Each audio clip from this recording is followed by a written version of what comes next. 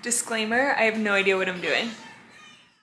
Hi, it's Ashley from Sweet Dreams Bake Shop, and welcome back to my channel where I make a lot of cake and cookie decorating tutorials as well as give a lot of baking business tips. So that was my friend Rachel who was helping me out just for the preliminary stuff today with this cake, and then I'm on my own. So what she's doing here is she's taking this steel stand which was made by my friend for his son's birthday for this specific cake, and we're taking it and we're covering it with a bunch of food safe tape.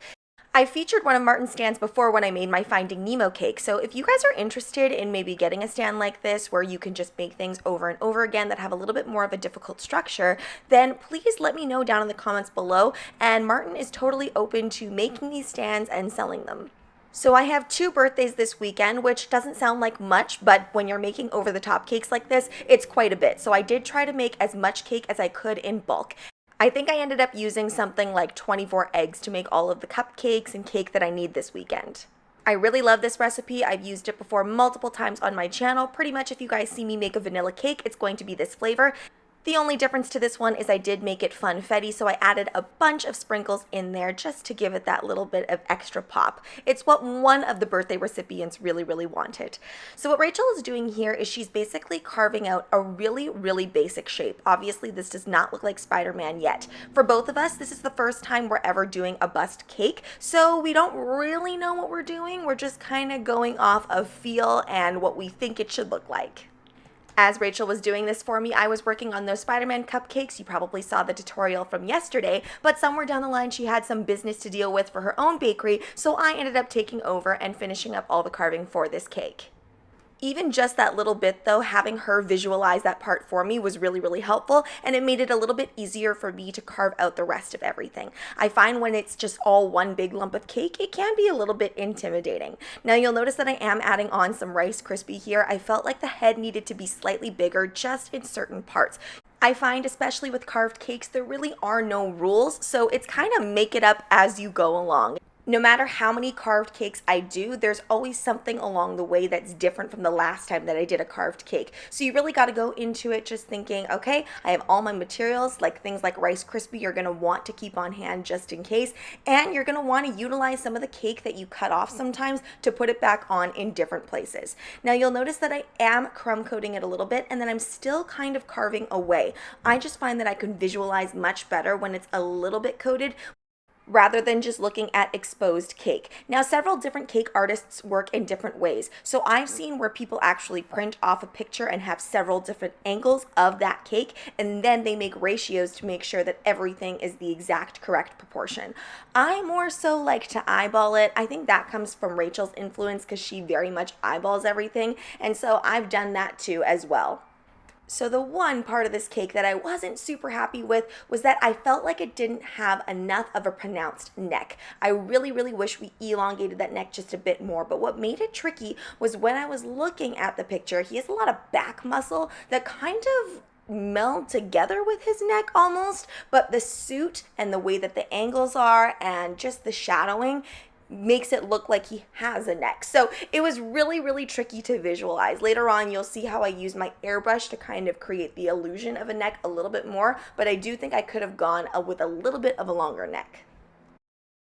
I sculpted a bit more muscle out of Rice Krispie. The reason I did it out of Rice Krispie instead of cake was because it's popping out from the stand just a little bit, so I do want to make sure that that structure is there.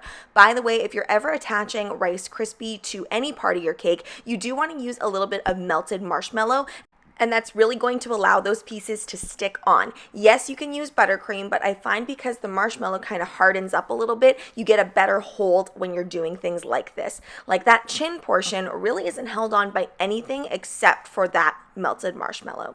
Now what I'm doing, instead of going in with marshmallow, I'm just going in with little pieces of fondant. Now, of course, if you don't like this much fondant, you can definitely use either mushed up cake mixed with some buttercream, or you can utilize some more Rice Krispie treats. But this is what I want to do. It's a lot quicker and it's a lot easier. Again, at this stage, it's a lot of visualization because you really can't see what it's going to look like until you lay that first piece of fondant down over top of everything. And then I get to even more sculpting after that. But I don't want to rush ahead of myself. So what I did here was I took some red satin ice fondant already dyed for me. Whenever I am working with colors like red or black, I tend to get ones that are already pre-dyed. It just makes things so much easier. Now, my recommendation for you whenever you're covering something that's quite large like this with fondant, I always like to only do half. I find it a lot easier to mesh the seams together later rather than trying to cover the whole thing in one go. Now, you want to be very, very careful on areas that are a little bit more susceptible to breakage, like underneath the chin and near the neck area. Obviously, because it has to go into a crevice, so you're essentially having to lift that fondant up a little bit so that you have the fondant there to actually go on under the chin, nice and flush to the cake. And now see how you have those two seams, and actually my seams aren't even quite touching yet. So what I'm doing is I'm kind of pressing and massaging those pieces together. Now I will say that if you use something like modeling chocolate, you're going to get a really nice seamless look. In fact, you probably won't be able to see any line at all. But this is fondant, and fondant does stand up a little bit better in different weather conditions. So if you live in a bit warmer of weather conditions, you might find yourself getting a little bit goopy with that modeling chocolate, but it's still definitely workable. I used it in the summer before, and it's fine. It's just you do have to place it in the fridge a little bit sooner. Whereas with this fondant, you'll be able to just leave it out. I should also mention that no matter what brand of fondant that I'm using, I always add a healthy dose of shortening to it as I'm kneading it in. This gives me more leeway time when I'm doing things like sculpting. It doesn't give me elephant skin, doesn't dry out on me, and it allows me to work with it longer and longer. So I gotta tell you guys, I'm not a huge superhero fan. I've seen some of the movies. So there are about a bajillion different suits that Spider-Man has in different universes. So I really just tried to go with the standard one that I think he wears often. And so I'm really not being too picky, but I'm going with the kind of suit that is red and has a little bit of navy in it. I believe that is the Amazing Spider-Man version, but there are some things that I do that aren't in line with that. So I suggest if your recipient is a huge Spider-Man fan, make sure that you know exactly what type of suit they want on their Spider-Man cake. So you'll notice that the technique that I used was to cover everything in the same colored fondant and then cut out as I go and add in the different colored pieces. Before, what I used to do way back when is I would try to kind of pre-cut out the pieces before laying it on. That never ever works. So this finally works for me. And don't worry about wrecking that other fondant. Because I used American buttercream on this, it doesn't really lift any of that icing off. So you're free to kind of re-scrunch that ball of fondant up and use it for something else. Now what I'm doing is doing all of the line indenting, and this took a very long time. It took a lot of looking at several pictures to make sure that I had this right, because again, there's lots of different ways that the lines go on this, and you just want to make sure that you do it right the first time because you really only have one go at it. One little slip and you end up with a line that's just not straight at all. And I would love to say that there's some sort of mold or some sort of press that you could use to get these lines in, but anytime you're doing carved cakes, the chance of you being able to rely on things like that gets slimmer and slimmer because obviously you're doing it to a different scale and there's not many things like that. So I just had to go in freehand with this.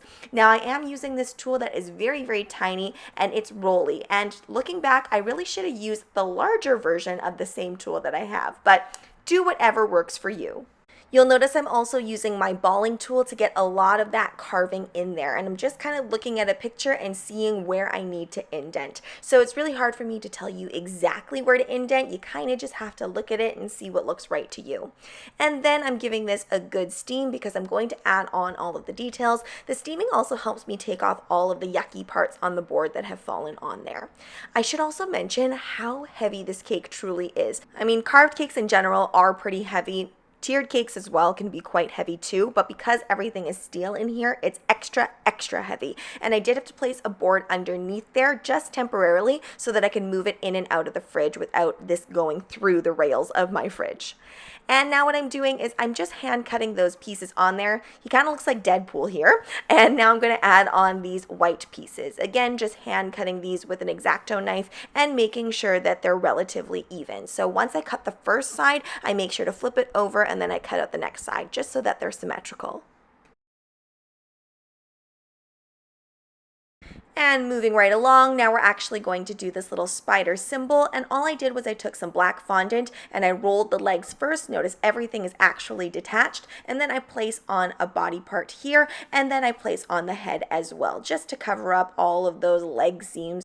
just to make sure it's all one cohesive spider symbol. And then I'm taking this tool here and just straightening things out as I see fit.